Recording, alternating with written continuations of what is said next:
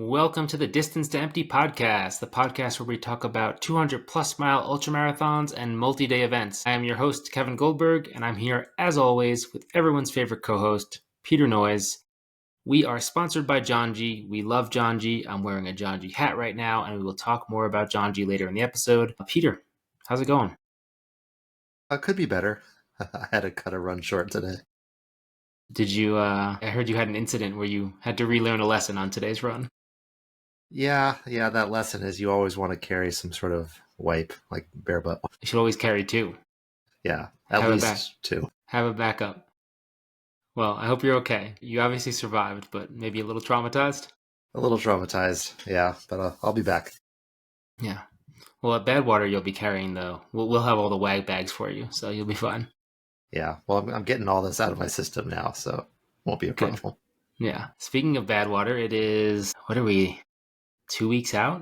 15 days. 15 days, and it is Western States Week. Yeah, crazy, busy times. I'm traveling to Western States the Friday that this episode is released to pace our good friend Gabe Peterson, and then the following Friday I'll be heading out to Death Valley to pace and crew you at Badwater. Gonna be an adventure. I did a 45-mile bike ride today.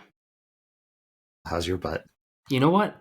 Like, surprisingly fine. I haven't spent time in a saddle like that in a very long time. And it was a long day. We called it Bike Scream. So we hit 5 ice cream shops in that 45-mile loop. So I was out there for 6-7 hours. It was a really fun day. We hit a bunch of ice cream shops. But yeah, my padded shorts felt good. And we'll see. Maybe tomorrow will be a little sore, but I feel good.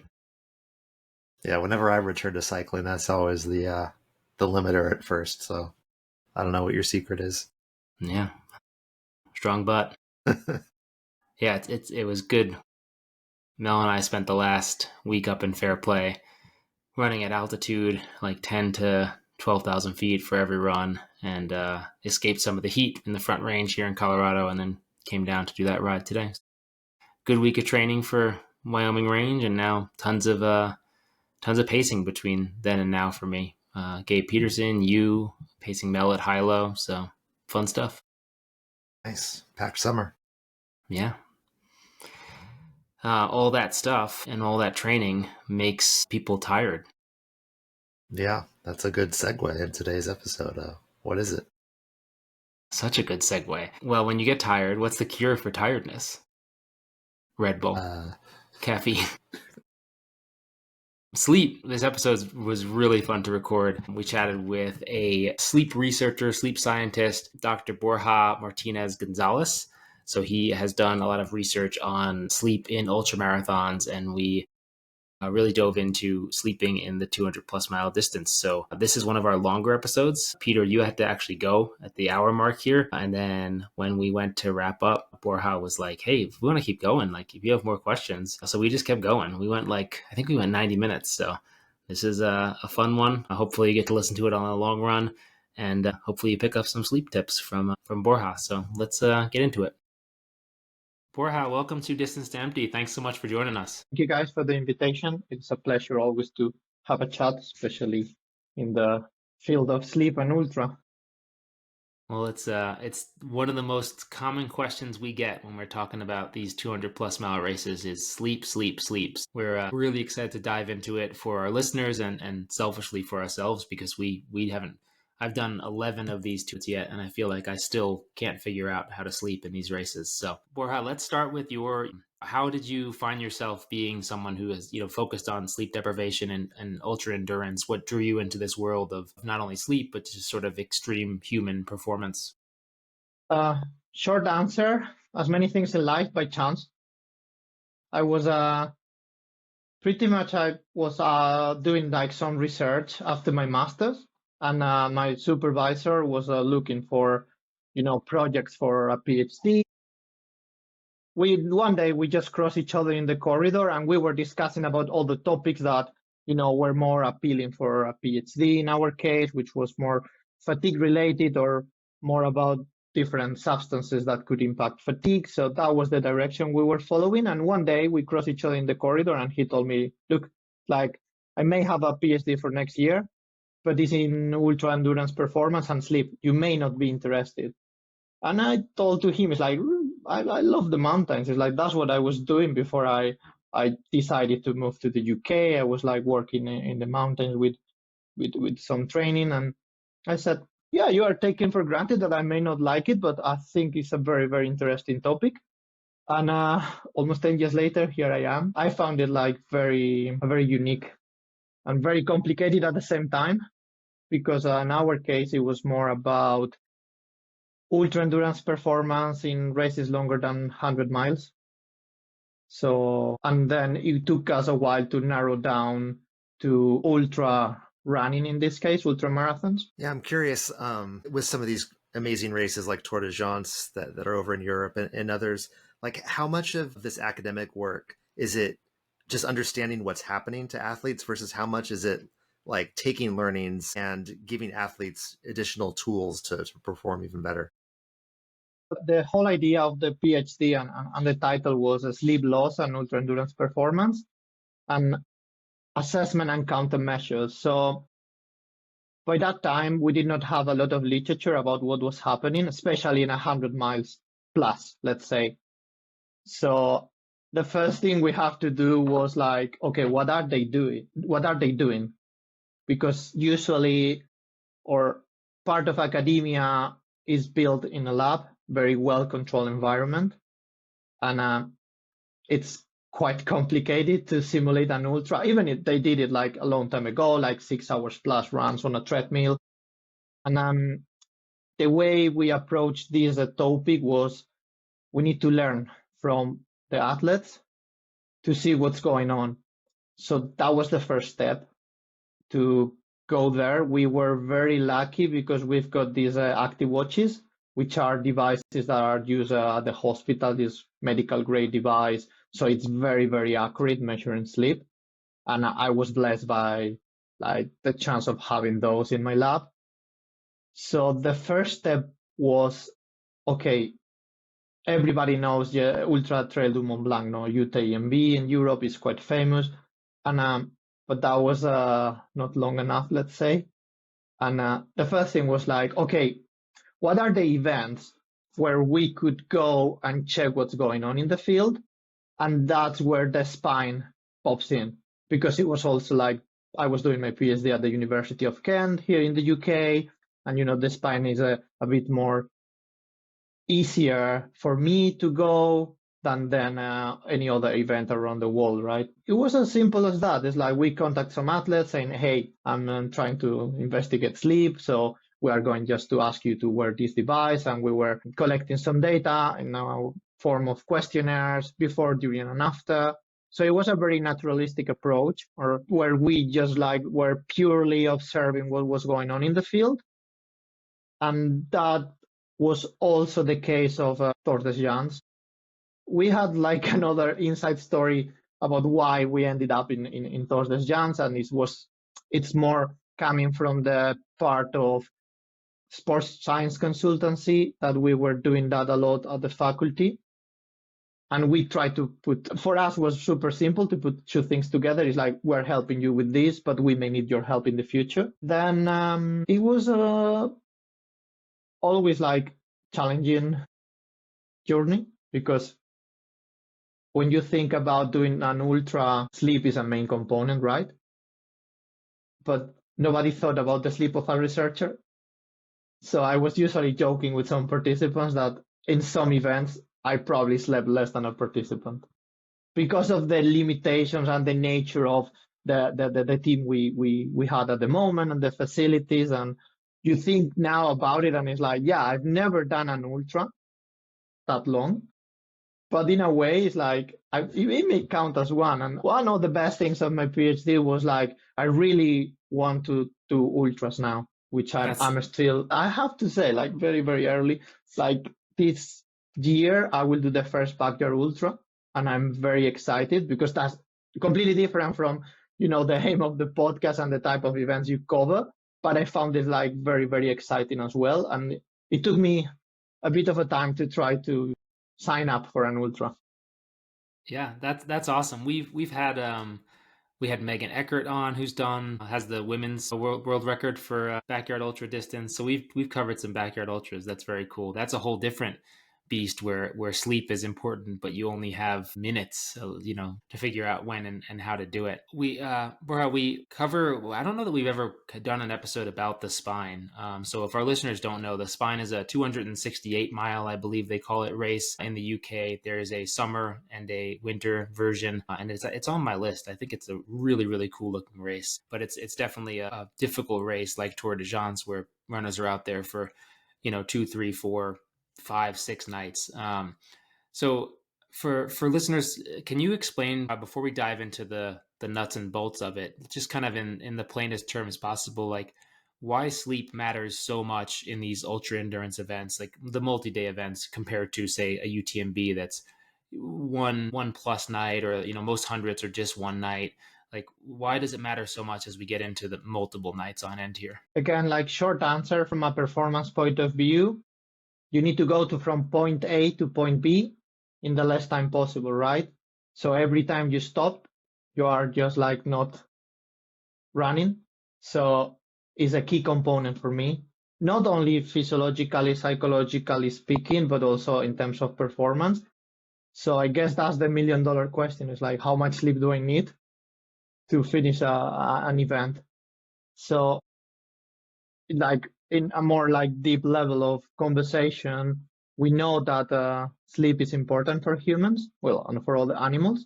We still don't know why, but we know it's a key component. We know if we keep a person awake for a certain number of days, at some point it's going to collapse. And so there is also like, again, a safety component. And it's, for me, it's a key part of ultra, not only physiologically speaking, but also logistically speaking. I think we will have a chance to speak about it as well in the next couple of minutes. Yeah, so you mentioned maybe we don't know exactly why we need sleep, but are you able to explain, like, what are the effects of lack of sleep? Like, what's actually happened in our brain and body as we go, 24, 48, even 72 hours without sleep? So we don't know exactly why or what's the main reason for us to sleep. We know it has like a lot of benefits in it, and we know that many body functions happen when you are not awake. Not going into like a lot of technical details or other things. Let's say that there is a process of wakefulness and sleep. So let's say that when we are awake, we're building up adenosine in the brain, and when we are asleep, that will wash out, and that's how we function. So if you try to, and usually that functions in a 24-hour cycle, and it's also related to other hormones like melatonin or neurotransmitters. So what happens when I skip a night? You keep building like melatonin in your brain, adenosine. So you are creating that sleep pressure, and at some point you need to sleep. But let's say that you just want to be awake as long as possible. There is a part where your brain will start going bananas, and it's like the prefrontal cortex will not be able to function properly. So the brain will start like disconnecting or malfunctioning. Let's say that there are many components of your brain that could not work as they should. And that's probably linked also with what was one of the most exciting things of my experience with ultra runners. Is like, what's funny when we speak about lack of sleep, like hallucinations, and every single runner I cross, like they have like super funny stories about it. Personally, I had one as a researcher. I couldn't believe it, and I enjoyed a bit, but then I thought, like, this is scary. I just need to sleep. So it's probably your brain in very, very late terms. It's probably your brain telling you, look, this is not sustainable.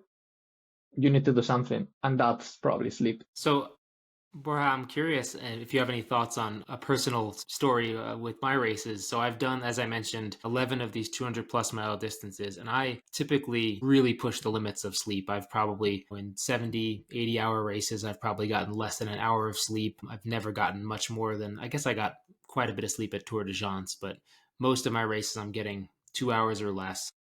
And I've never hallucinated. You hear all these stories. Most people have these hallucination stories. And occasionally I'll see a stump that I think, oh, is that a bear? But I always know, oh, that's not a bear. I've lost my mind in like other ways where I'm just like super irrational and can't make decisions and going very slowly. But I've never had that hallucinatory experience. Any guesses? Is there just some people who are not like, or am I not pushing hard enough? What's the likely cause? Well, having said that, I have to mention that I've been a few years away from this field because after my PhD and I just joined a medical school as a postdoctoral researcher and I'm back into the sleep field and I need to catch up a bit with the literature. But you mentioned something quite important, which is not like, it's just not purely physiology, it's also emotion regulation and cognition.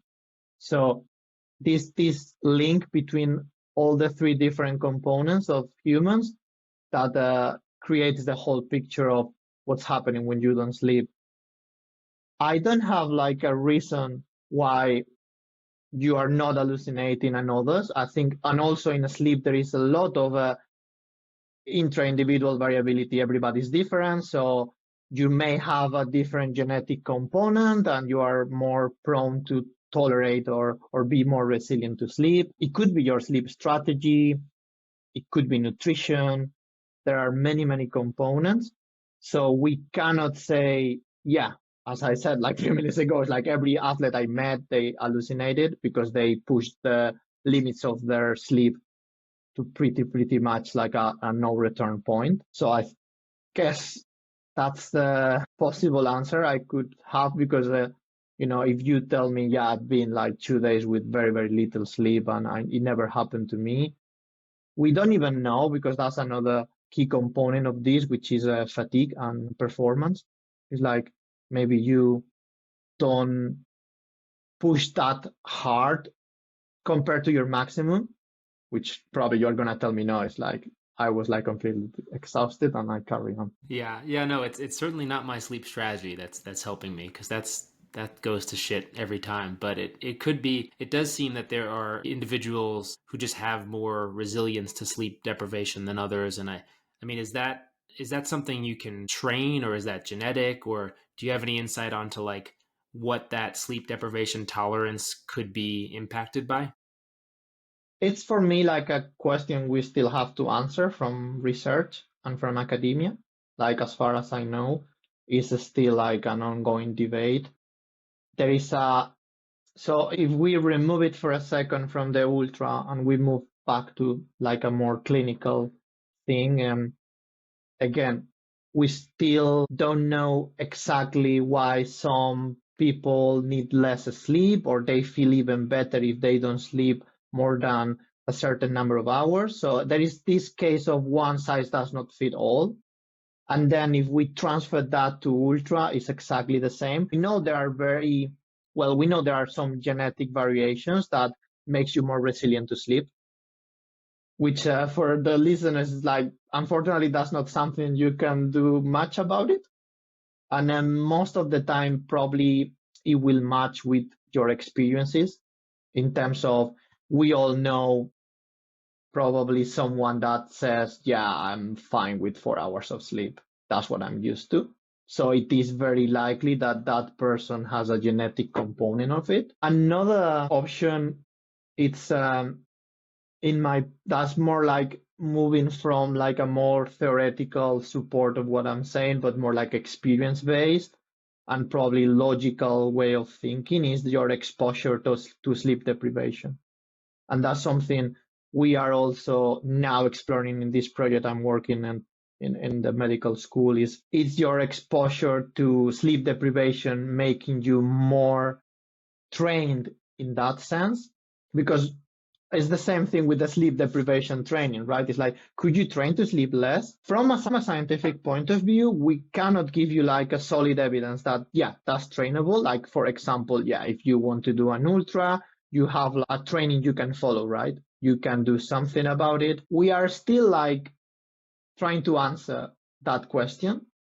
So that's something that a lot of people don't capture well from research because we are like a very fluid, let's say, like work. We don't well, the scientific method is something is proven until, you prove that it's not the right answer in simple terms. So I do believe that it's something you may be able to learn from experience. The more you do it, the human body is amazing and we've got evolution, and there is something, maybe it's part of it. It's like you adapt to lack of sleep. That's something also very interesting, because probably one of the best examples are first time parents. They could, you always have someone that says, no, it's like the first month, it's like I couldn't even sleep for a single minute. It's like, how's that possible? So that's a very good example of there is something there that is able to make you sleep less and not die, at least not immediately. We can have a further discussion about where we think this is moving, and if, especially then linked with the circadian rhythms and biological markers, is like we always have this funny debate of, for some people, sleep is a waste of time, which is probably what we can also perceive in ultra, because it's time that the time is running out and you are close maybe to the next time gate or something, and you really want to finish the race. On the other hand, we've got the people that says that the sleep is crucial for life and you need to sleep to recover and to live long. So sorry if I speak a lot, but that's the way my brain works. Very, very interesting. For myself, I've done 4 of these and I've only slept properly in one of them. And the other 3, the pattern is I try to sleep, I can't fall asleep, I just get up and keep going. Eventually hit a wall where I'm confused, I have paranoia. I don't really hallucinate as much as other people tend to, and I just end up reaching a point where I just need to stop. So that's me. But I'm curious, looking at your thesis, you studied psychomotor vigilance and cognitive function in sleep deprived states. Like, how do these cognitive impairments, especially like hitting a wall, like what does that mean in terms of what's happening for runners and your ability to kind of keep moving? So we've got this wakefulness period again. So you cannot stay awake, and you start losing the capacity to react. So it's a reaction time test. So if we do it now on our screens on the phone or on the computer, you just see like a stimulus, like it could be like it could be like a cross something, and you react, and you need to react as fast as possible. We know that over time, between sleeps, the more time you are awake, the worse is that reaction time. So you start losing like your capacity to react. In a way, that was something that it was not new, but it's also showing that at a cognitive level, you are not performing as when you are fresh. What is more interesting is what you have just mentioned about is more emotion regulation or cognitive control. So that's also linked with some cognitive process of, am I making the right decisions? So sometimes it's just about because of sleep deprivation, you just like follow your GPS, and maybe after 100 meters, you need to go right. And because you are not cognitively on your best shape, you just ignore it. And you found yourself like, oh, actually, I missed this turn and I just need to go back. Or like going more like for emotions. I'm not a psychologist, so just take it always as with a massive pinch of salt, because sometimes maybe the psychologist say, well, that's not emotion, that's an affection. But you may start feeling so burnout, or you may start questioning, what am I doing here? What am I putting myself through? What am I putting in this position of, I'm not happy, I'm suffering, maybe it's cold, maybe you lose the capacity to control your emotions as we do when you have like a normal sleep pattern. Yeah, that's really interesting, and something I in researching for this episode, I learned these things and these terms that I've certainly experienced out there on the trail, being deprived of sleep. I mean, Just to define psychomotor vigilance, the definition is stated as the ability to sustain attention and maintain alertness while performing tasks that require both cognitive and motor skills. And I mean, if I think about me throughout a 200, on day one, that's all fine. Day two, it still feels pretty good, but maybe there's every hour or so I'm losing, I'm kicking a rock that I wouldn't have kicked on day one. And, it's subtle, but it's happening. And then by day three, I'm leaning on my trekking poles and sometimes clocking off 40-minute miles and I can barely, form a sentence. So it's interesting to see the degradation of that throughout the sleep deprivation process. So, or if if an athlete was coming to you and said, like looking at sleep performance or sleep as a performance tool, like, as part of your race, but creating a plan for a sleep strategy in a 200, what are some like proven sleep strategies, or what would you recommend to athletes if in a 200? And let's say we could do 3 buckets if they were trying to win the race, trying to finish middle of the pack, or just trying to crawl across the finish line before final cutoff. That's that's a very good question, because we know from scientific research that one of the best strategies is a sleep extension, or trying to bank some sleep. So try to sleep as much as possible the days before the event. That may be something that is not for all, because we know that some people, they just feel pre-race anxiety, which means that you are starting an event that requires like very little sleep in a very empty state, let's say. So that's one of the best tools that has been backed up by research. The other one that's very obvious is the use of caffeine. We know that when we take caffeine, we could stay more awake. And the reason why is just because caffeine will bind with the adenosine receptors on your brain, which means that the adenosine will be free on your brain, but it cannot be linked to the brain receptor there. The main drawback of that is like many people think that's a magic bullet. So I've got anecdotal evidence of someone who thought like, yeah, the message is, as long as I'm taking caffeine, I don't need to sleep. And it was like, unfortunately for that person, a few days after discovered that that was not the case, and there is not enough caffeine in the world to keep you awake, and at some point had to sleep. The third one could be, and that's for me at the moment, the most important one, is the strategy. It's like, what's your plan? Because it depends on the events. No, in some events you can't sleep everywhere, right? And we all have funny stories of people sleeping even like standing. But it's more about what's your plan, and that's why I really like the idea of the 3 buckets, because your predicted time will just predict the sleep, right? So we know people winning events. I'm not quite sure about Tour de France, but the Spine, they have very little sleep. So it means that if you are aiming to win the race, I don't think you are going to have time for like a 3-hour sleep, right? So it's going to be more like micro sleeping all time, these kind of naps and everything. But it is based on where you can sleep, because we know that the sleep environment is also important. So you may not want to sleep in a place that is very cold, or is very noisy. That's what I think it happens in many ultras. And one of the reasons why it may not be a very good idea to sleep on the first night, because the checkpoint is so close that it's just like a massive chaos, and you end up like losing time and not getting sleep, which is the lose-lose situation here.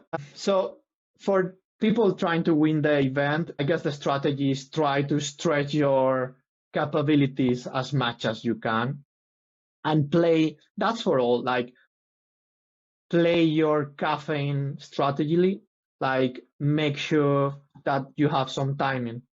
So what you don't want to do is to be full of caffeine and 2 hours after thinking, oh, I need to sleep, because that's going to affect your sleep. May not your sleep time, but your sleep quality and the architecture of the sleep and the different stages. So for me, it's a very good thing, and that's something I really like, is the logistics. I love the logistics of an ultra. and then having a plan and having different plans. That's something that we advise the athletes, and we have done it with some of them in a very successful way. It's like, okay, here's the playbook. Here is the time where you need to take the caffeine pill, this quantity, and this is the next one. And then this is the space where you have to sleep, and this is the recommended amount of time. So everything goes with a plan, but as every plan, we know it could fail. So we've got all the scenarios. Personally, as a researcher, I really like to have the opportunity to build up different scenarios. And I think that gives an athlete also the idea of things are under control, at least for now. Middle and end of the package. I guess it's even more important to think about your real capabilities. If you have not a lot of experience with lack of sleep, you better spend like a bit more sleeping, because that's also something, going back to the logistics, is like you may think, oh, I'm going to sleep 2 hours here, but it's not that you will get 2 hours of sleep. It's like you may need to go to the checkpoint, remove your clothes, eat some food, get ready to sleep, then wake up, get things ready. So you need to take that also into consideration, and you may need to think, in this checkpoint, I'm going to spend 3 hours because I know I'm going to use half an hour to get ready to sleep, another half an hour to get ready to run again. So I guess the short answer is the sleep strategies is key, and where and when do you want to sleep is very important. That's where I would probably introduce the circadian rhythm. It's like we are built to sleep at night and function during the day, right? You want to try to match that during an event, if possible, because I know there are some ultras where it's the opposite. It's like you may be faster at night because the temperature is even better, and during the day you may want to avoid that exposure to heat. Yeah, that's really fascinating, because I mean it makes sense to, you assume the longer you're going to be out there, the more sleep you're going to need. So you need to plan accordingly. I think what's challenging, as you alluded to, and I'll get into this question with a short story, is, I ran Tour de France in 2023.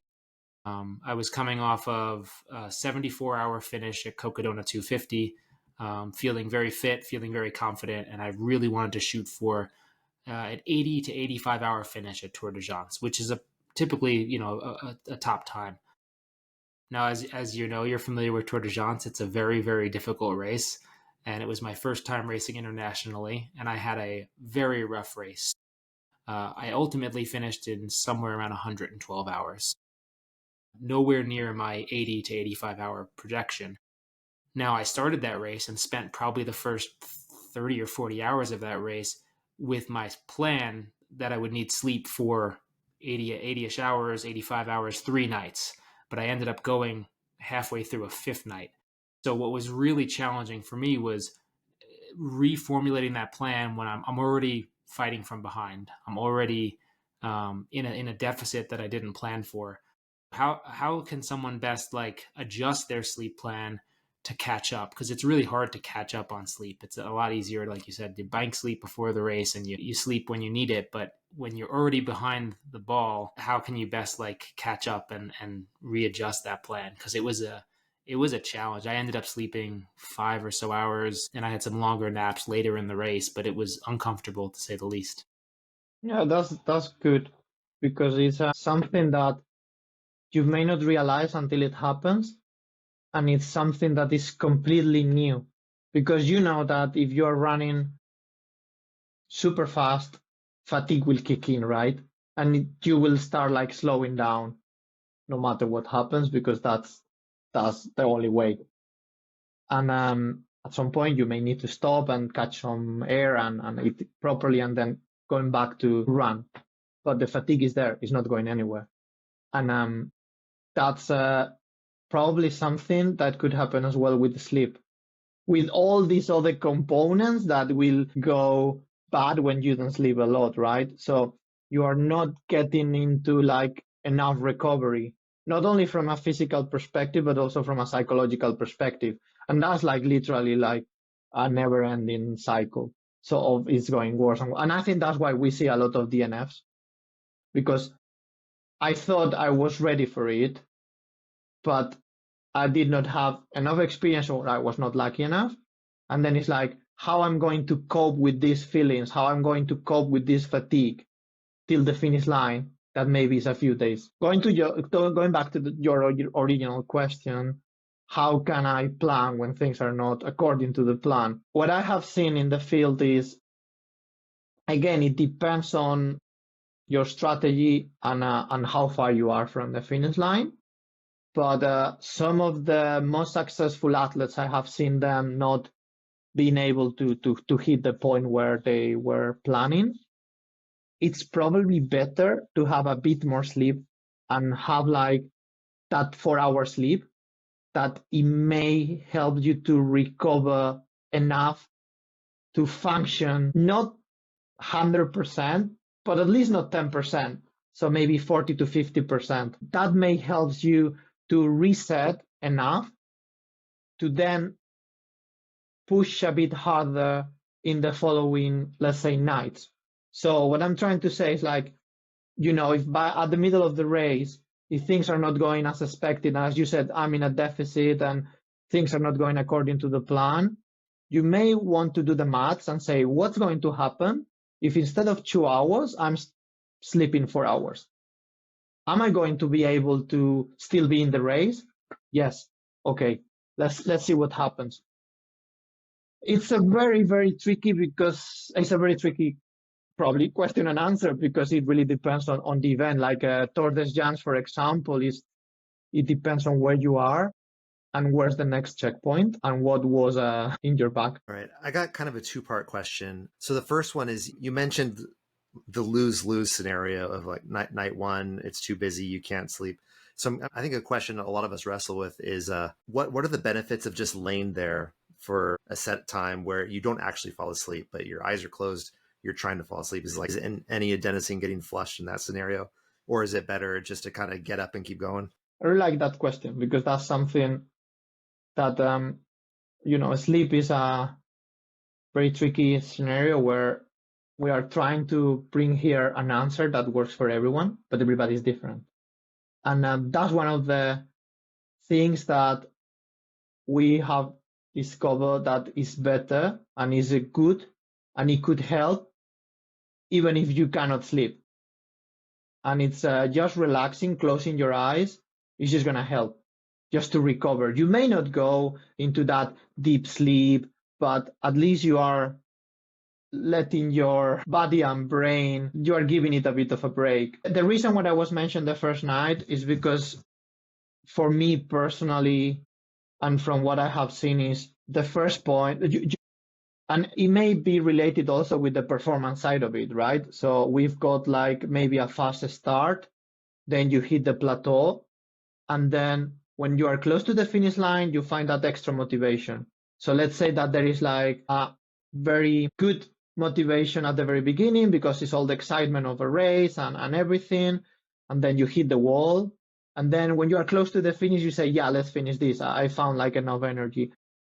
That's probably also related to sleep. The first night you may be excited, you may be full of caffeine as well, you should be recovered because you may have done that sleep banking the days before, so you can push that extra mile and you can say, yeah, and probably you are so excited because it's an ultra and you have been training a lot. The thing here is, like, we know that the start of the race, like, the pace is, let's say, high enough, but over the next few days, the distances are going to be longer. So you won't find as many people as at the very beginning. So that means that your sleep environment is going to be, let's say, at least better from I don't know the experiences there. I'm just recalling the experience of the Spine or Tour de Jans, where you have to sleep in a hut. You've got a room there where you put your sleeping bag, and there is constantly people coming in and coming out. I would personally feel frustrated. I'm a very light sleeper, right? So I would say there is no way I'm going to sleep here. So I will go back to the original plan I will go back to where I'm planning this event, and I would say, do I really want to sleep here after like maybe 50K? Or do I want to try a different strategy and try to sleep on the second night? Because I know, first, I know that physically I should be able to do it. And second is like, I will find like a better sleep environment. But back to the original question, yes, like just trying to lie down, close your eyes. I know it has like a technical term, but I cannot remember exactly. I think the acronym is NSDR. It's non-sleep, deep, relax or something like that. But yeah, in short, sorry. Yeah, it's better than nothing. Yeah, that's helpful. And then the second part of my question was, is there an ideal time to sleep? Some people choose 60 minutes, 90 minutes. Is there some like fraction of a circadian rhythm or something, or a sleep cycle that's good for a nap? That's something that we always have this number in mind, which is that the full sleep cycle works on a 90-minute way. Some people will take that as if it was set in stone. It's like, oh, if I'm doing 91 minutes, it's bad. If I'm doing 89, that's also very individual. And that's probably linked to a question about technology and how good are the technology nowadays to measure that. The only thing I could probably mention with enough like backup from the literature is what we call the power nap, which is also linked to caffeine as well. So we know that caffeine peaks in your blood around 45 minutes to 1 hour. So if you just have a coffee, again, you need to be like ready to sleep.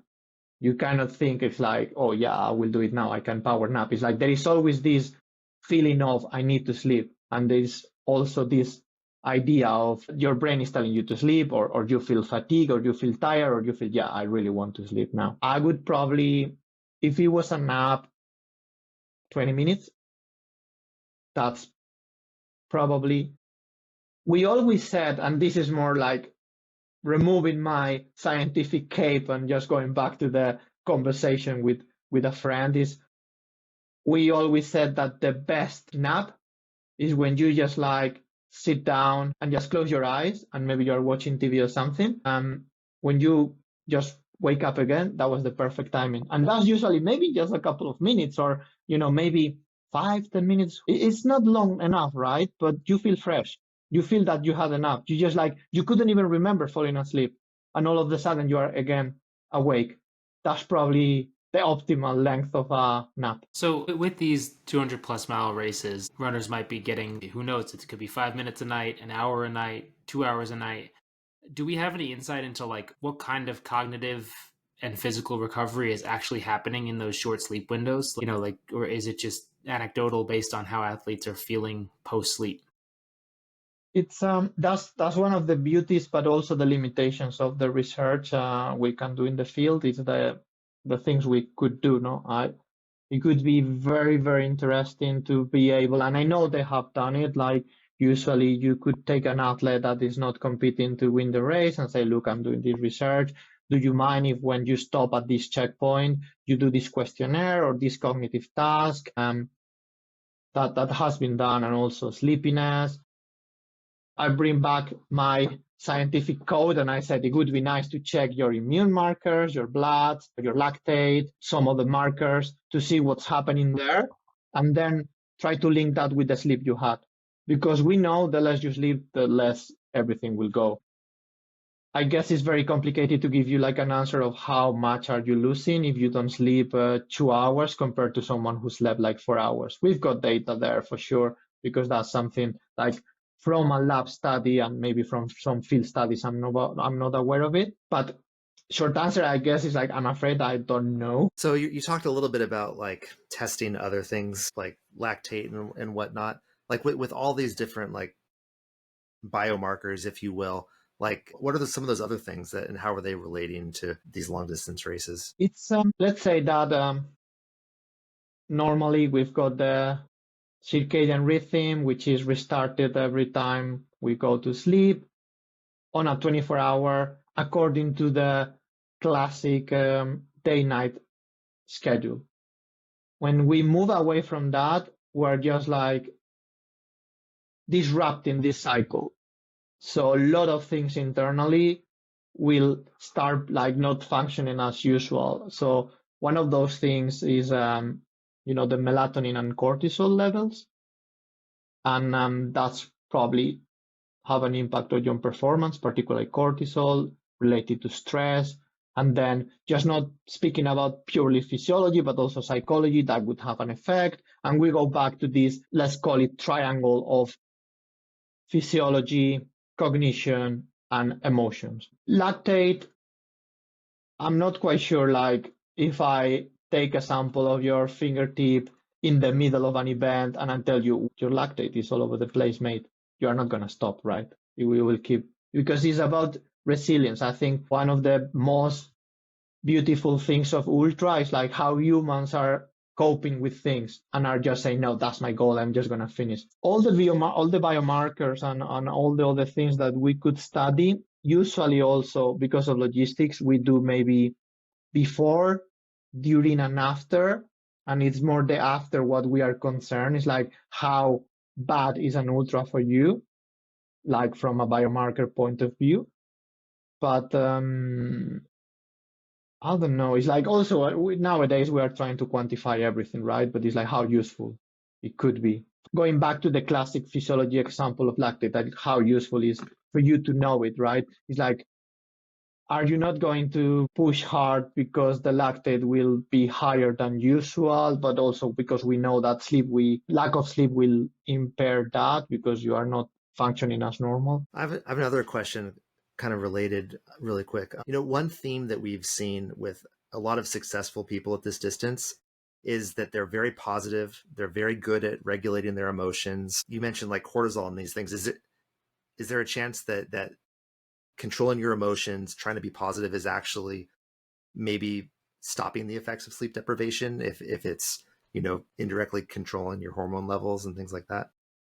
Short answer, I don't know. Long answer, I could see that as something that is quite important and is a key factor on tolerating sleep deprivation.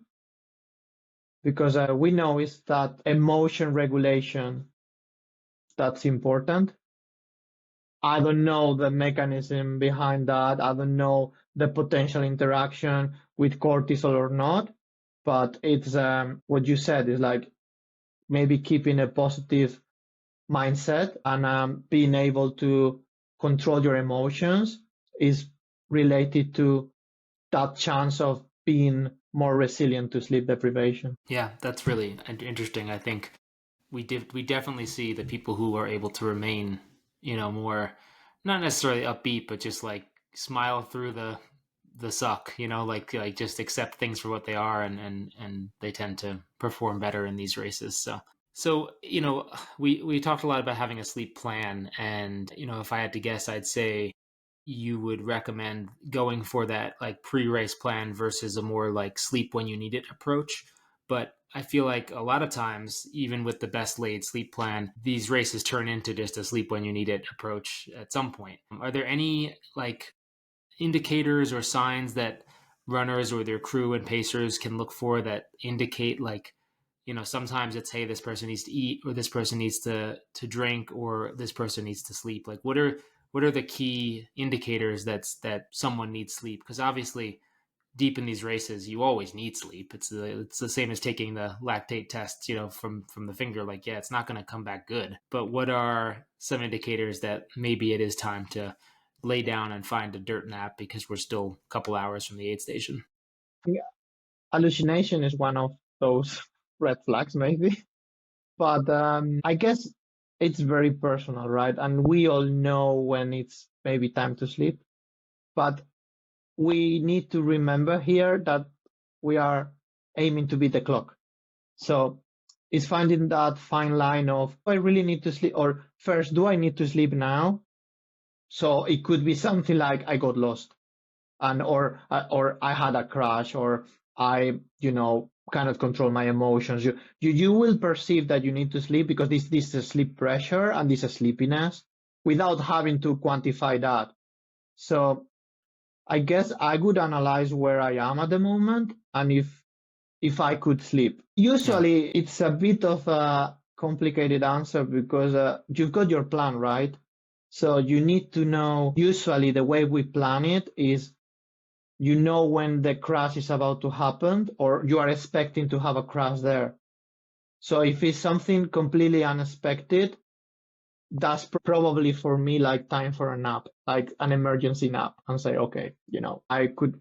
Then the other thing is what we like said a few minutes ago about maybe I just need to close my eyes and see what happens. I'm not saying that you have to do that and then blame me because you slept for hours. I would say like play smart and put an alarm, because I know many athletes that had that issue, and it's so sad for them, because you may not be able to finish because you fall asleep without noticing, and that's also funny for the volunteers, right? At least in the spine, I had like an amazing experience. They treat me as part of their family, and it was one of the wonderful things I took from my experience. Is like the spine family.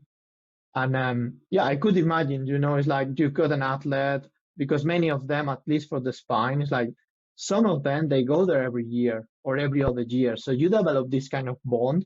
And may have someone saying, yeah, I'm just going to sleep 2 hours here, and then, yeah, I'll move to the next checkpoint. And all of a sudden you are there and say, but this person is still sleeping. It's like, what's going on?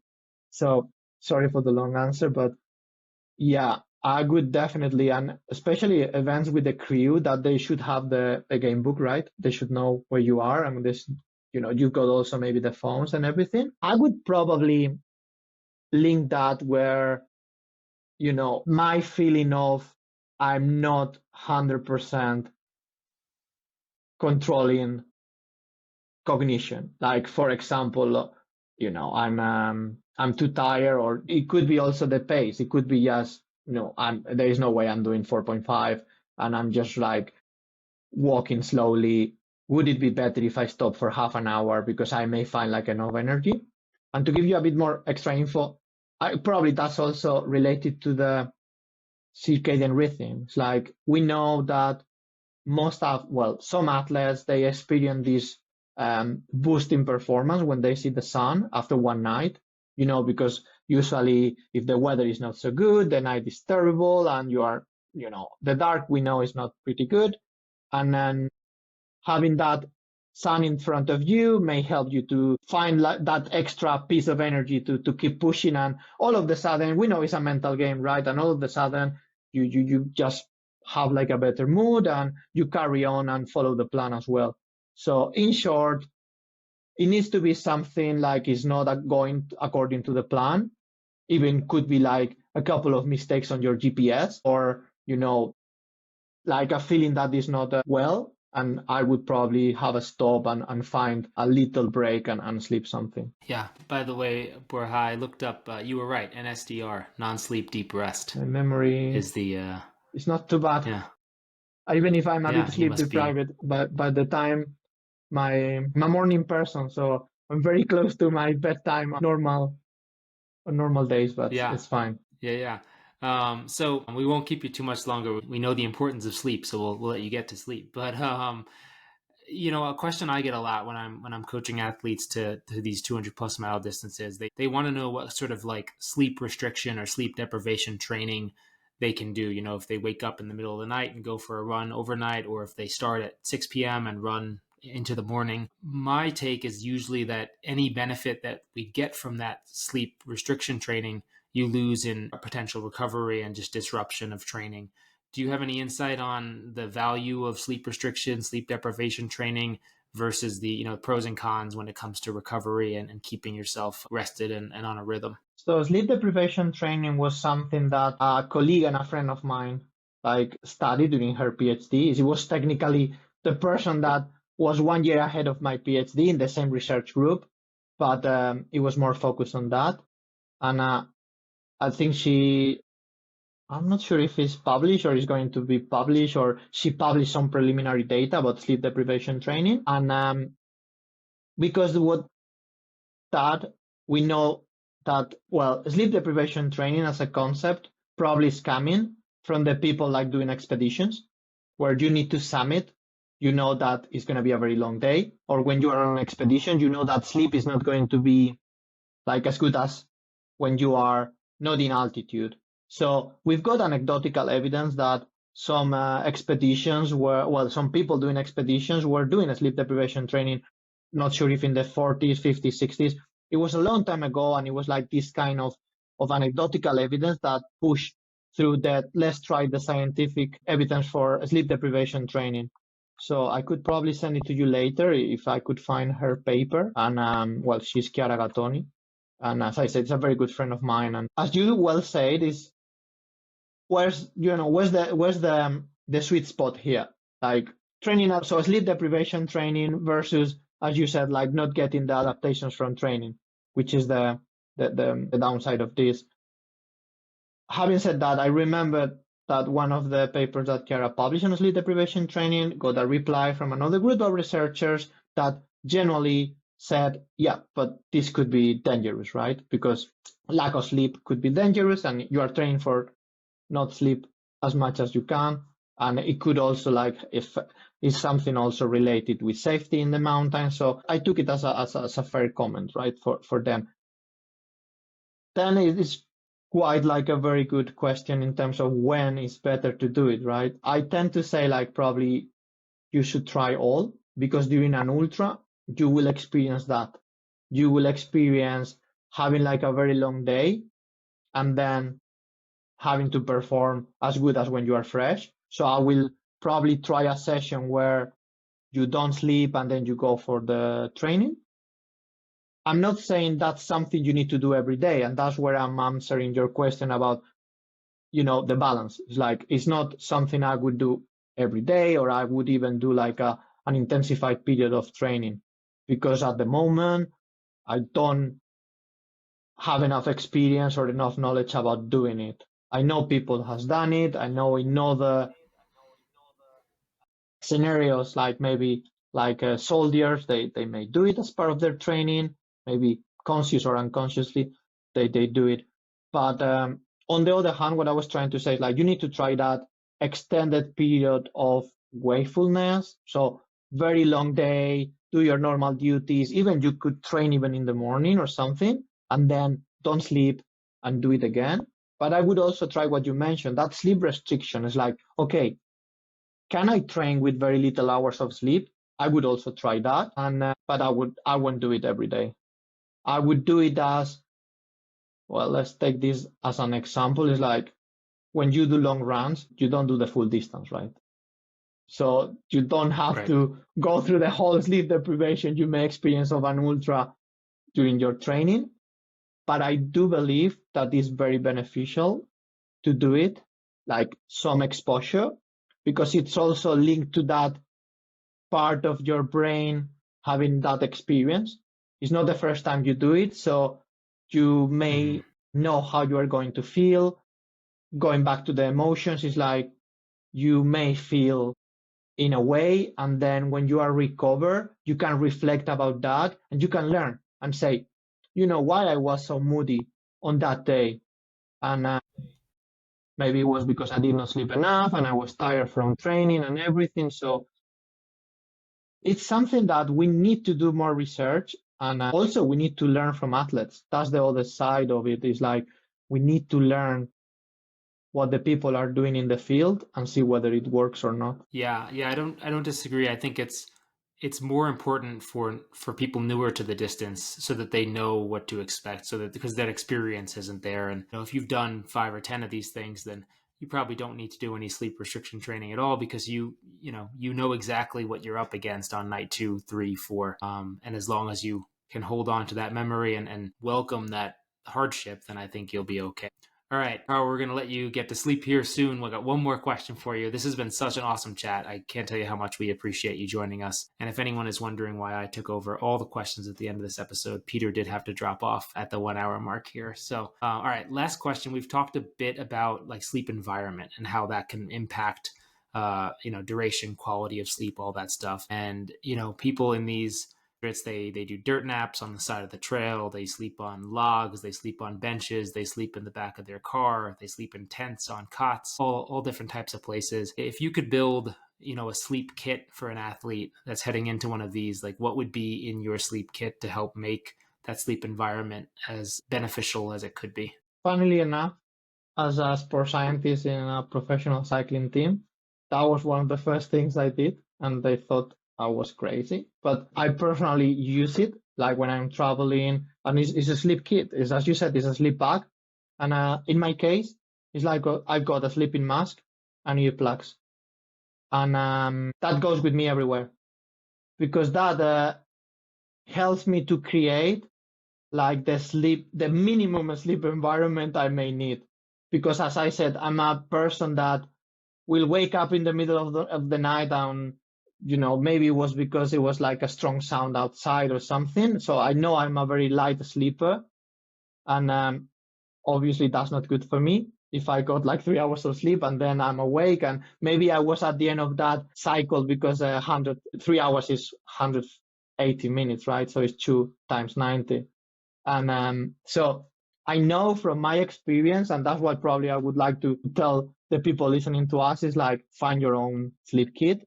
But for me, like a dark space and a quiet space, it's a bare minimum. Ideally, a cool space, it's not too hot, it's not too cold. So not sure if the people listening to us are saying this, what was this person saying? It's like, I could sleep anywhere. Yeah, that's great. I mean, I'm super happy. Like at the end of the day, you need to find what works for you.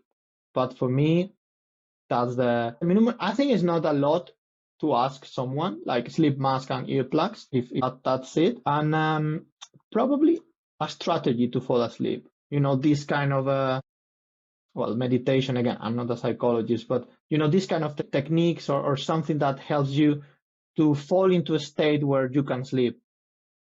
Not sure how easy it is to do that when you are in an ultra because everything, but we know everybody could fall asleep anywhere. Like I'm more than happy to stay more, honestly. So if you can do it like an hour and a half and 2 hours, like I'm so happy to answer any question. I don't need to go anywhere. I'm already at home. Okay, that's great. I might have a few more for you then, if you don't mind.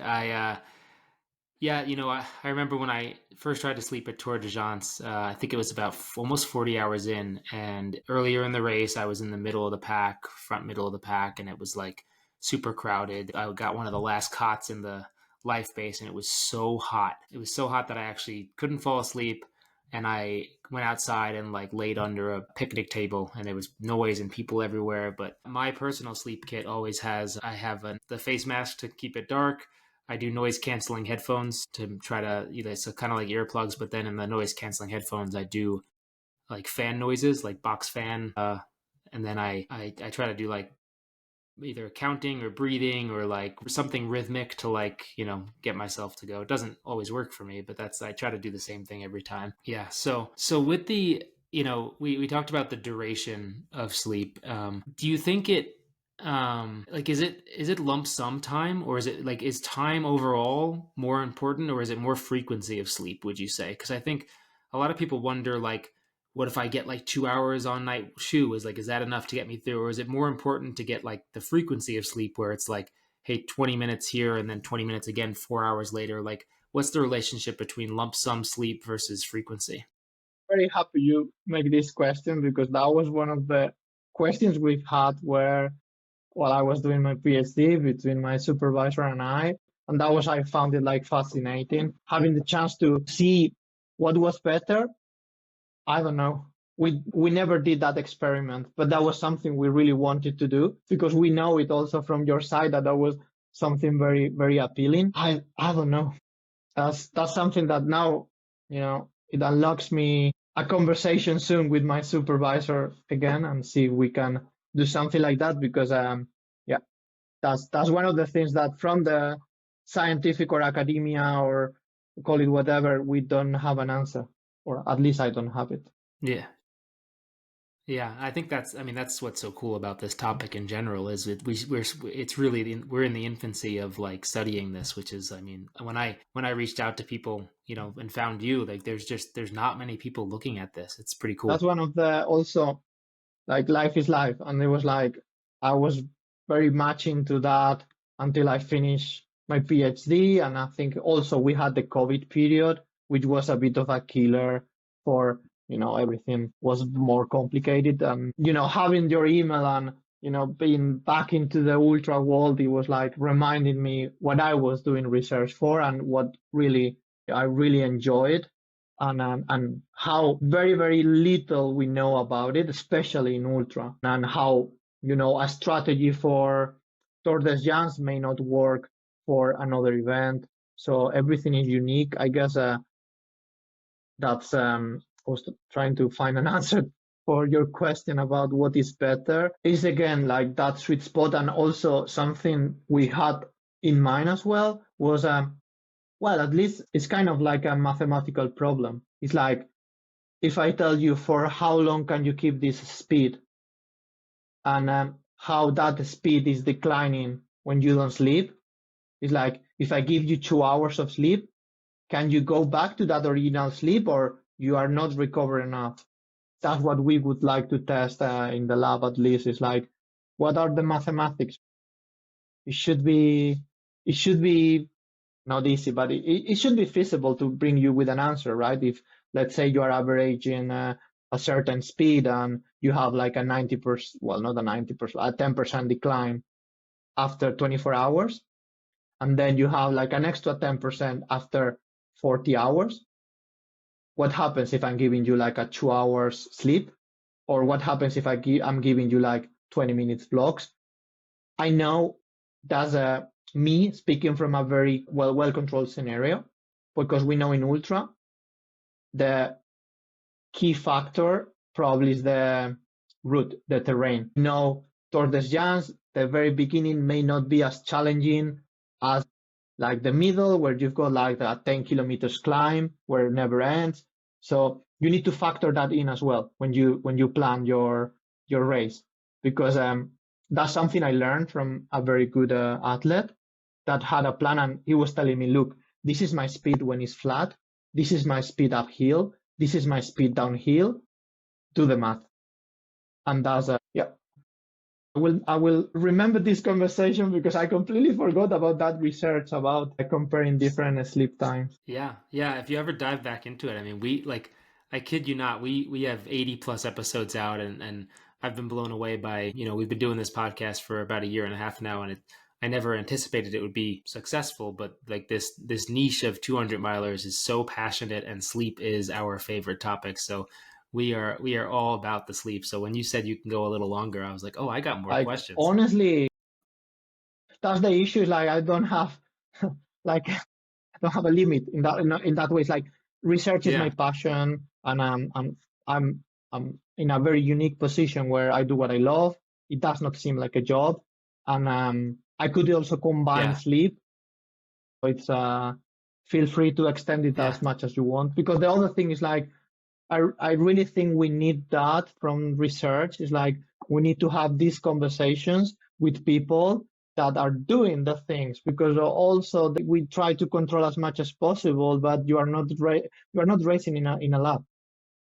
So when we try to do things, it's just someone running on a treadmill, and it's like, yeah, but why I'm here? Like facing a white wall for hours. Like, what's the point? And I was trying to explain to the people how I had to do some nights with the athletes in the lab, because for all the studies, I was just like the researcher that was trying to keep the participants awake.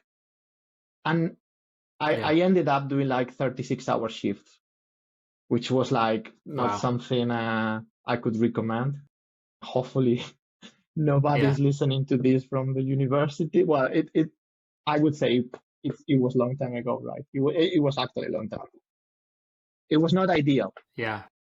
And I could feel it's boring to be in a room just waiting, like chatting, playing video games, reading. And I was telling, I'm pretty sure if I'm in the mountains, I won't be as mentally fatigued or as sleepy as I am right now, because it's the scenario, it's the mountains, it's the trees, it's everything that, the way I put it is like, it's keeping my brain awake.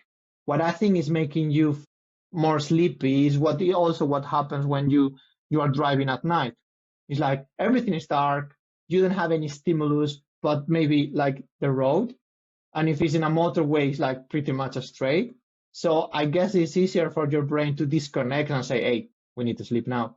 While if I'm running like in the mountains or Colorado, wherever, I will feel excited and my brain will may focus on that rock and then will focus on the trail and then may focus on the moon or anything. Yeah. Yeah, well, if you ever need any in the field lab rats, Peter and I we'll come. We'll run the spine for you. We'll run Tour de Jeans. We'll go anywhere you need us. So if you ever dive back into it, or know anyone who is diving back into this study, like let us know. We've got the resources to find you good test subjects. I mean, caffeine's been a character in this podcast. We've talked about caffeine quite a bit, but let's dive into, I mean, that's one that, not everyone, most people are using caffeine to, somewhat extreme amounts in these races.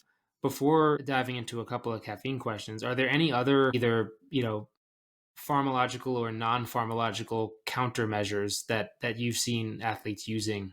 Light exposure, cold water, smelling salts, any other drugs that people are implementing that can help people stay awake longer, stay alert I longer? could I thought the question was going for another way, and I always have the same answer. Is like, legally speaking, no, but we know that other Yeah, substances and can that's keep you awake. yeah. So I have not seen anybody using any other thing. Okay. But we know that there are some other things that can keep you awake, legal or illegal. Illegal. Yeah. I meant, of course, legal Yeah. in sport, something that would But just from a purely technical or pharmacological point of view, we know all the substances can keep you awake. Obviously, it's not recommended, and obviously, it's completely banned from sports. yeah. I'm quite curious, like, because cold water, that's something that could keep you awake, but is for how long?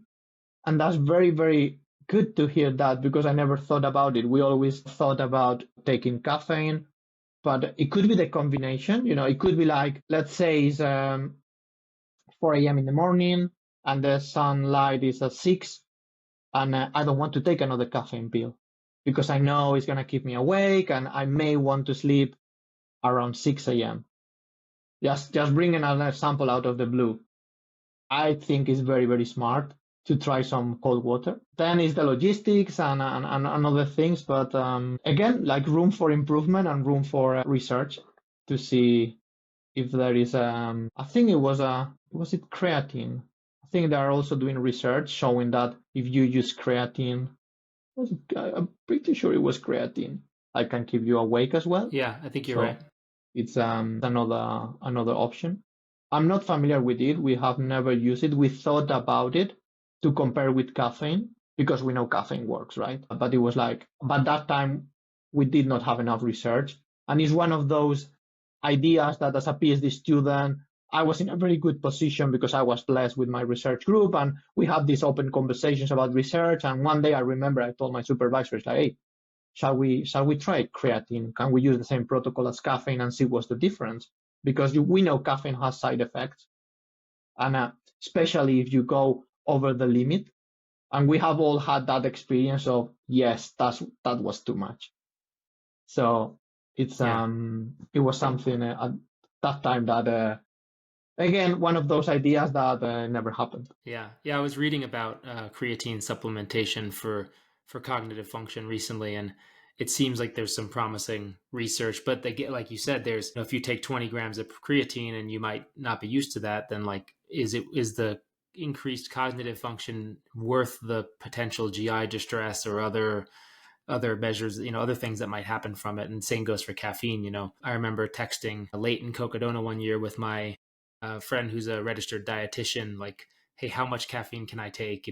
My weight, my tolerance, all that stuff. And it's like, well, probably this much per hour or every 3 hour block. And it's like, you push the limits, and are you getting jittery? Are you, not able to sleep for hours and hours after the race, which then stunts recovery longer. So it's all a balance, and we're doing these extreme things which are inherently very unbalanced. So I think it's important to weigh the pros and cons of all these choices we're making. So I want to give you see what you think of this hypothetical, because I've heard it quite frequently.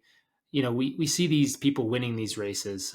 Dan Green just won Cocodona in 58 hours, which, comes out to a 13 something average, like just under 24-hour pace for, each 100-miler. But Dan Green is a 13-hour 100-mile runner. He's run very, very fast hundreds. So these people who are capable of running hundreds very, very quickly are averaging about 24 hours for the full 250 distance. So I've heard some like coaches and other people in the industry or in the sport like I wonder if like someone like Dan Green were to go try to run that first 100 and say, 15, 16 hours and then sleep for 5 or 6 hours and then get up and do it again, if he'd eventually catch the leaders who are not taking like almost a full night's sleep. So I'm curious what you think of that strategy. People haven't tried it because I think there's so much risk, and taking such a long break at that pointy end of the field, seems super irresponsible and unreasonable. But what do you think about that strategy of like almost getting a full night of sleep as an elite athlete and then trying to nearly replicate that day one performance? That could be, again, it's just, in simple terms, it should be mathematics, right? We should be able to quantify it, and we should be able to run some simulations, and we should be able to tell you, yeah, it would be back to the leader in this amount of time, and he's able to keep this. But we don't have any data at the moment. And also, I don't know if the hypothesis we're making is going to be correct. It's like, is he going to be able to recover fully? Like, I'm pretty sure we've got some athlete there that tried. And so I know but it's not bad as long as you can do the maths and you can think about it and try what's happening. Because you may say, yeah, if I'm doing the second half as good as the first one because I have a full night's sleep, why not? I'm pretty sure we're missing here a lot of things like nutrition and muscle fatigue and all things that we're missing out.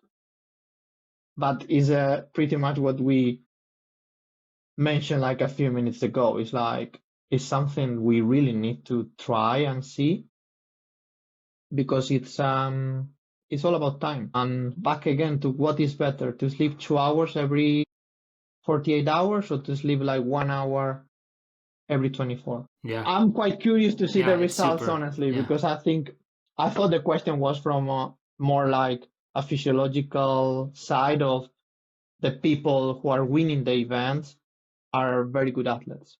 So is there any link between your physiological performance and your cognitive performance? So it's letting you perform also good when you are sleep deprived? So do you mean like, is there a link between like VO2 max and overall fitness when it comes to like performance under sleep deprivation? It's more about if it's yeah. Well, we don't know, because usually what happens is, let's say that if we consider VO2 max as the main determinant of this performance, probably the best athletes are not in ultra. The best athletes are in other disciplines that could offer you like a better life or a better way to pay your bills, or let's say like a higher payroll, right? Sure. But it was something, again, that it was on my to-do list of hypotheses to explore. But also if it's more like the cognitive control, it's like, do you have better control of your cognition if your VO2 max is higher? Because I remember something, but it was probably back into the 90s or early 2000s, about that in cyclists. And it was about that. It's like they were also very good at a cognitive task. So it's food for thought. Yeah, more. It would be. Yeah, definitely. Because because if it's not that, then it's simply that they're just out there less time. They're out there 2 nights versus 3 nights, which it would be interesting to put some of these athletes in like a 4-day event or a 6-day event where it's time. So no matter what happens, they're going further versus getting to stop when they're, at the finish line. Because that's really, it's interesting to think which is the driving factor there, or maybe it's a combination of the two. Having said that, we're missing a big part of it, which is energy expenditure, because that's also related with the fat metabolism and the carbohydrates metabolism. And I'm pretty sure that's also like a key factor. It's like how efficient you are under fat metabolism. Because we know in the long distance, when the speed is not as high as in other events like a marathon, that's more efficient. So do you mean like the people who are pushing harder versus maybe the back of the pack who are Is not the pushing as is hard. the type of the type of source of your energy. Is like where's your energy coming from? So if it's coming from fat, we know that is a very efficient way. But it cannot be at a certain point. You cannot rely only on fats. You need to start like using carbohydrates. But we know that the reserve is short. Well, we don't have as much carbs as fat in our body. So if you are able to push, well, to run faster in this case, just using fat is more efficient. So that could be also another factor, especially we're speaking about super elite performance, you know, like the winners, like maybe they are very, very efficient using fat. Yeah. Yeah. I mean, anyone running 200 plus miles is somewhat fat adapted just by the nature of their training and the intensity at which they train at. But I mean, it's a big reason of why, throughout the whole field, more people on day one are using more gels and drink mixes than they likely are on day 3, 4, 5, because they're relying more on real food as their energy expenditure decreases. What do you think the relationship is between fueling and sleep? I mean, obviously they're linked. Like later in a race, like, the more you're eating and the more sleep you're getting, the better you're feeling, and the two things are inherently linked. Like, how closely linked are those things? How important is it to eat before sleeping in these races? Stuff like that. Something I'm bringing a new term. Just because I'm fascinated, because in the project I'm working at the moment at the university, we've got someone who mentioned chrononutrition, which is also part of the circadian rhythm and everything, and it's the timing of your food and how important is that for sleep. And that's, well, when I had this chat, it was like, well, I need to read more about it. It's something completely new, but it makes total sense because there is also a rhythmicity of your food, right? Usually we have breakfast, and so there are some timing, and that's usually linked with your sleep pattern, right? So I'm pretty sure, like moving from, it was just like probably for the future when we will listen to chrononutrition, it was like, oh, it was this crazy person mentioned it in a podcast. I'm pretty sure there are many research done there. Going back to your original question, I think it's quite important because we know sleep is recovery, right? And that's also so it is quite important to re your storage is low. So in order to be able to keep performing, you need to just bring some food in and just get some energy. I could see also like if you eat a lot, maybe you cannot sleep as well because you need, to go through all the process of that's processing the food and everything. Also, I think from a psychological point of view, having food is nice, right? It's probably helping you to get into that state of, yes, the last couple of days have been a nightmare, but you know what? I have some food. It was nice. Time to sleep, recover. Tomorrow will be tomorrow in 20 minutes, 40 minutes time, it will be a new day, right? Yeah. Oh, absolutely. I mean, just thinking back to a few months ago, like Coca Donut 250, I'm eating macaroni and cheese at mile 213, and then I go take a nice nap, and it's a little escapism from the torture that has become your reality, which, we're putting ourselves into this willingly, but there's no denying that it's hard and it can be very miserable. So I think there's definitely a psychological tie-in of like, it's sleep feels good, eating feels good. You tie the things together and you feel better for a little while. Yeah. Wow. That's been so much to think about. I'm gonna let you go. I have to go run 2 hours still today myself, so I'm gonna go get my run in. Borja, this has been a really really fun episode. I can't thank you enough for joining us for this, and yeah, we'd love to have you back on again. This is one of Yeah, our favorite it has topics. been a pleasure. Sorry if I went all over the place, but it's the way my brain works. And No, I it's think just it. like I'm super passionate about it. And it was great to have this conversation. So Yeah, anytime, just drop me a message and we'll have a yeah. chat. No, it was really really fun. No apology, please. I followed from our podcast account. I think I found you on Instagram, followed you there, and I have your email. So thank you so much, and it was Good, it was good. great to have Thank you you on. very much. Enjoy that run. Try to get some sleep after, unless you are under some sleep Of deprivation course. training. No, I don't do that anymore. I do that twice a year That's during my good. races. Because also it's part of the. It's a good message for people. It's like you cannot push forever. You need to go through cycles as you do with training. So, like, don't push too hard when it's not needed. We can finish with it's a very, very good. It's a silly thing, right? But one of the coaches like I really, really enjoy my time with, which is working with Olympic athletes, who was telling me it's like coaching is very, very simple. It's like the easy days should be easy, but the hard days should be hard. And that's the complicated part. It's like to go easy when you're feeling good and to really, really push yourself to the limit when you really need to train hard. Yeah. Yeah. I mean, that's applicable to many things in life. Yeah. Good. Awesome. Thank you. you. All right, Peter, what did you learn about sleeping? What are you going to change after that chat? Well, I think it reaffirms something I know, and I want to just err on the side of trail naps.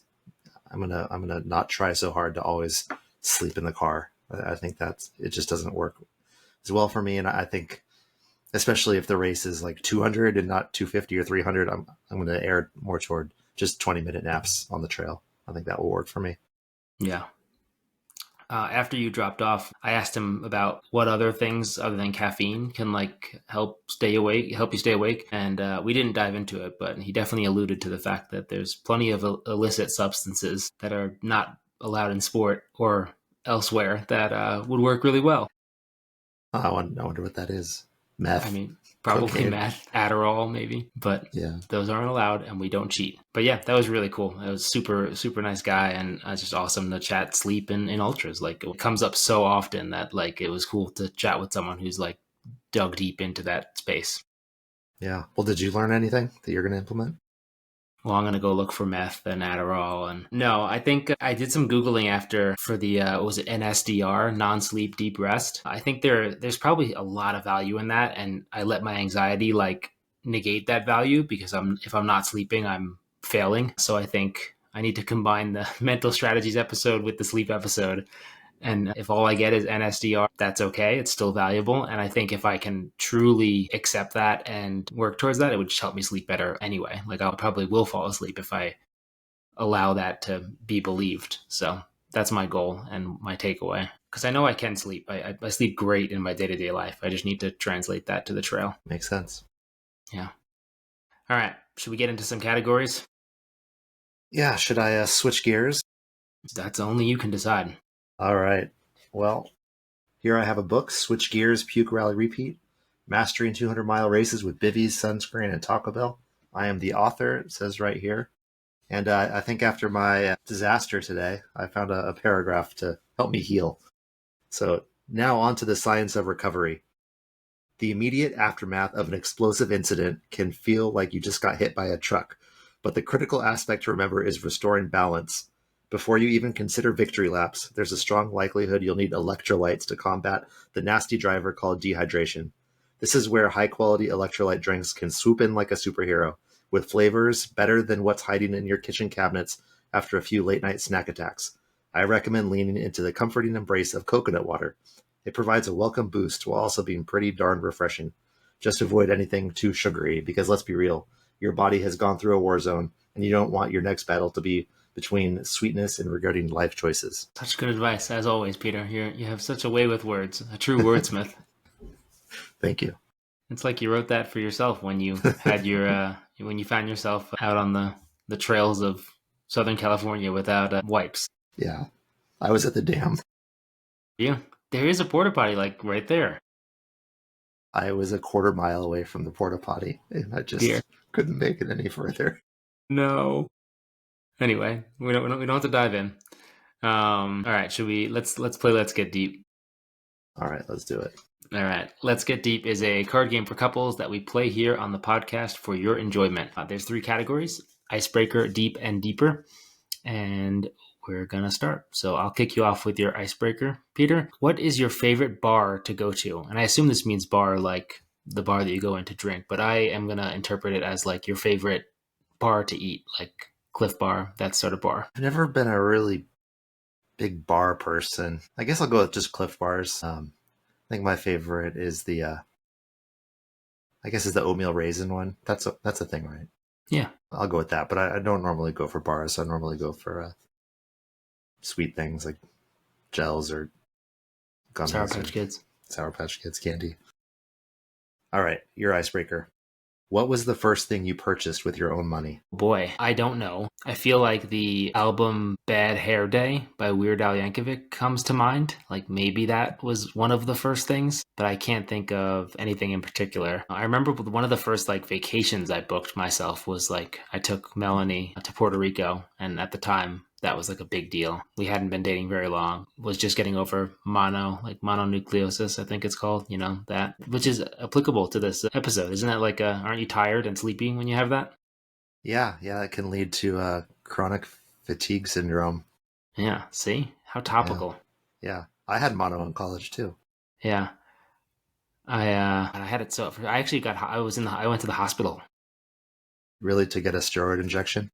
No, well, we just didn't know what was wrong with me. It was like the sickest I had ever been. I was like in rough shape. It was like there's two different kinds. I think there's like more of like a lingering, like dull kind, and like an acute kind. And I had apparently the acute kind. But yeah, that was like I think that was senior year of college, and yeah, that was brutal. Anyway, yeah, I'll go with "Bad Hair Day" by Weird Al. All right, deep for you. Does your family have any cool heirlooms? Cool heirlooms. Now, the one thing that comes to mind is we all have a custom-made Christmas stocking my dad makes. So, yeah, when each of us was born, he's now doing it for the grandchildren. Everyone's got a custom one made out of felt and all this. So it's pretty cool. Nice. All right, you're deep. Aliens want you to take them to your leader. Who would you introduce them to? Dear Scott Jurek. I think you asked me this one. Yeah, that's a better answer than I gave. Yeah, I forget what you said. Yeah, your boy Scott Jurek. All right, deeper for you. How do you respond to anxious thoughts? Do you have a go-to thing that you do to calm your mind? No, you just spiral. No, it causes me to have incidents a quarter mile from a porta potty. That's how I deal with it. All right, you're a deeper. What do you wish was more socially acceptable? So I wish that like running was more socially acceptable as a means of like transportation. Like if you need to like get somewhere faster, and I don't even feel like this is related to running, like training and what we do. Like I think it's almost a separate pet peeve of mine that has nothing to do with like my passion for running. Like if you have to get somewhere, just run. Like like if you're at a store or at an airport, or well, I guess at an airport it's more common, but like anywhere where running would make things go by a lot faster, but like you're just looked at like this crazed person running through a public space. I think it would be cool if that was more normal. Yeah, I agree with that. I have a coworker. He likes running. He doesn't race or anything, but I think he does a good job of that. Like if he needs to take his car into the shop, he'll just leave it there and then run home. But he's always just fitting runs in like that as part of errands. Yeah, it's a way to do it. Yep. All right, let's see. What else do we have? In the last episode, I think we hinted or alluded to a bonus episode about recovery from 200s. So I've done a bunch of research. I've read a bunch of peer-reviewed journals, and I think I'm ready for that to record that episode. So let's try to do that this week. Sounds good. Yeah, so we're going to dive into recovery from 200s and specifically like how to do people who are doing Triple Crown, Monster Donut, that sort of thing, and like what is actually going on in the body. And obviously we're not doctors or scientists here, but I did a bunch of research and Peter's going to see what I learned. So that will be released either later this week or early next week as a bonus episode. If that's news to you, on recent episodes, we've announced that we have launched a Patreon.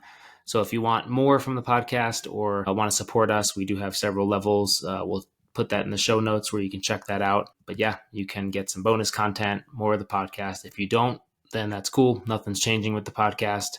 Still getting weekly episodes just like this for free. But if you want to support us and get some cool bonus content, yeah, check it out. We are on Patreon. And I think we're going to be on Apple subscriptions here soon with this next bonus episode. I'll upload there. And let's see what else. The Discord channel has been fun. We've got quite a few people in there, so the more the merrier in there. Join us in Discord and chat 200s with us. Yep. Anything else? Did we said that we had hats back in stock in the last episode, right? Yeah, we did. Yeah, because I had a few people reach out. So we do have hats back in stock. So if you want a hat, reach out. And again, if you place a John G order, then we will send you a free hat. The easiest way to do that is to use code DISTANCE at checkout. That gets you 10% off. And then in the post purchase screen at John G, it'll ask you how you heard about John G. You select podcast, and then another screen will pop up with a list of the podcasts that they sponsor. If you select distance to empty and take a screenshot of that, send it our way, we will send you a free distance to empty hat. They're pretty sweet hats, Boco trucker hats. And yeah, that's how you can support us as well. So thank you for all who have done that. And yeah, I think that's about it. We got a busy few weeks of travel, training, racing, fun stuff. Yeah. Yeah, looking forward to it. I'll be glad when I'm not heat training anymore. Yeah, you're almost done heat training. Are you going to taper off with that, like next week?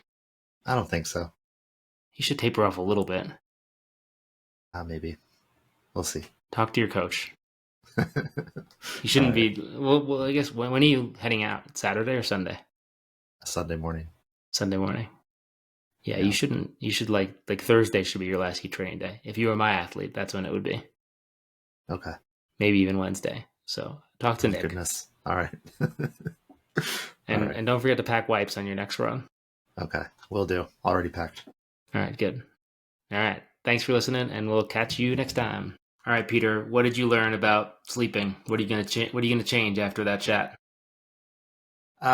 Well, I think it reaffirms something I know, and I want to just err on the side of trail naps.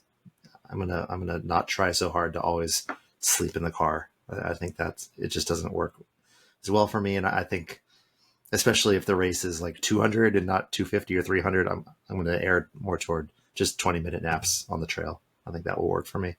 Yeah. After you dropped off, I asked him about what other things other than caffeine can help you stay awake. And we didn't dive into it, but he definitely alluded to the fact that there's plenty of illicit substances that are not allowed in sport or elsewhere that would work really well. I wonder what that is. Meth. I mean, probably cocaine. meth, Adderall, maybe, but those aren't allowed, and we don't cheat. But yeah, that was really cool. It was super, super nice guy, and it's just awesome to chat sleep in ultras. Like, it comes up so often that it was cool to chat with someone who's dug deep into that space. Yeah. Well, did you learn anything that you're going to implement?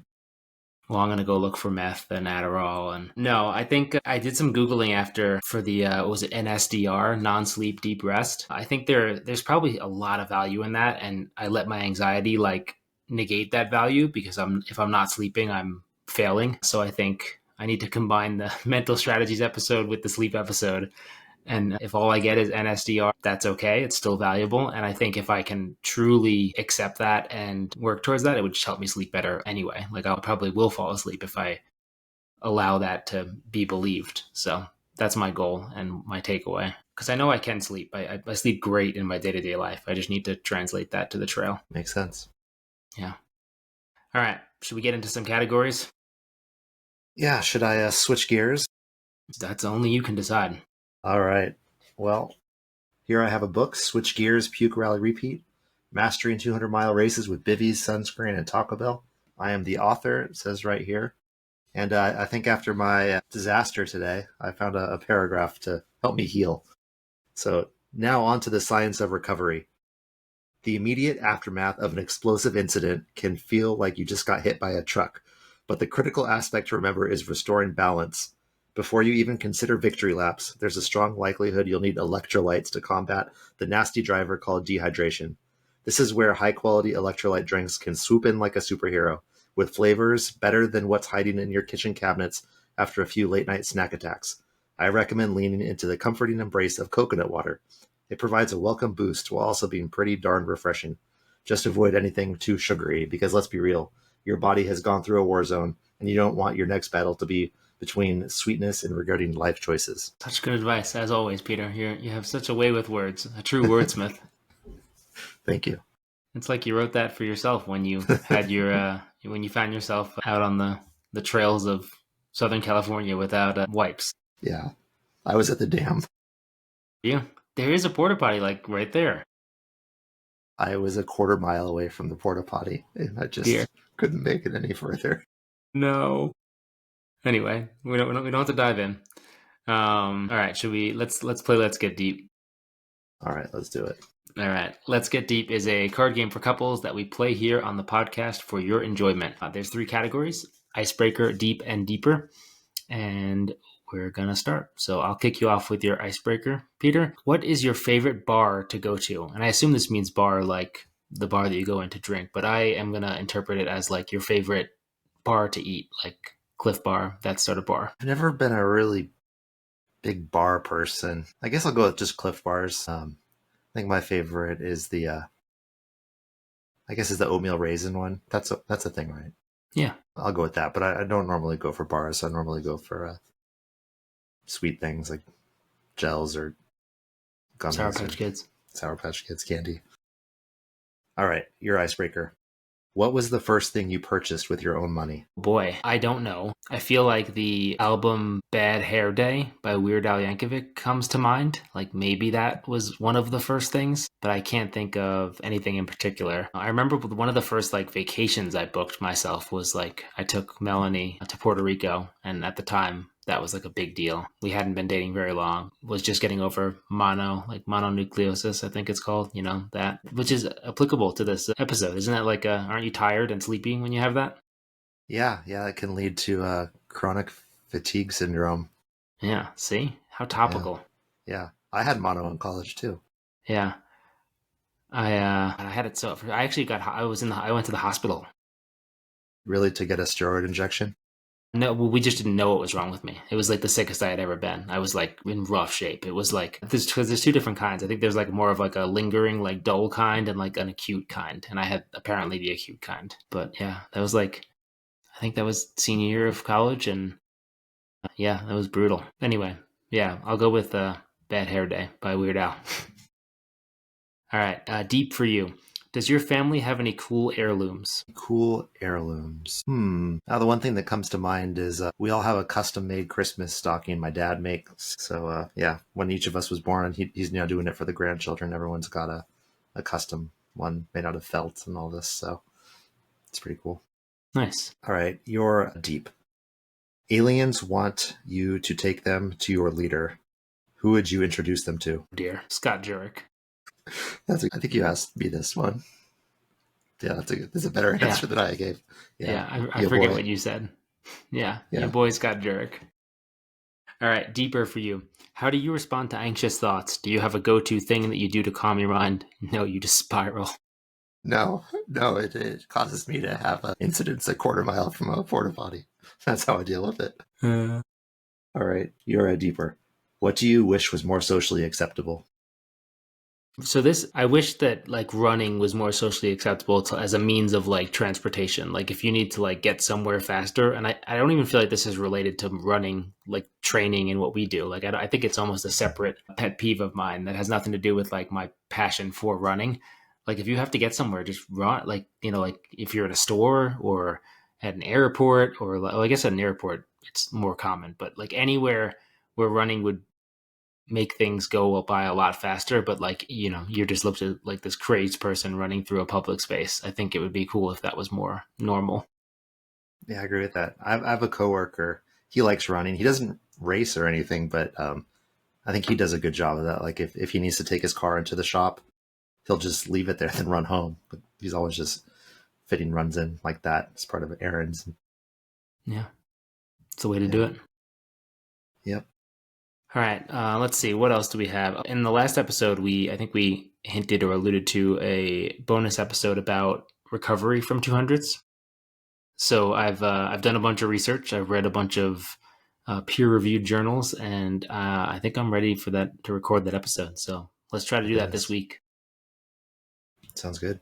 Yeah. So we're going to dive into recovery from 200s and specifically like how to do people who are doing Triple Crown, Monster Donut, that sort of thing, and like what is actually going on in the body. And obviously we're not doctors or scientists here, but I did a bunch of research and Peter's going to see what I learned. So that will be released either later this week or early next week as a bonus episode. If that's news to you, on recent episodes, we've announced that we have launched a Patreon.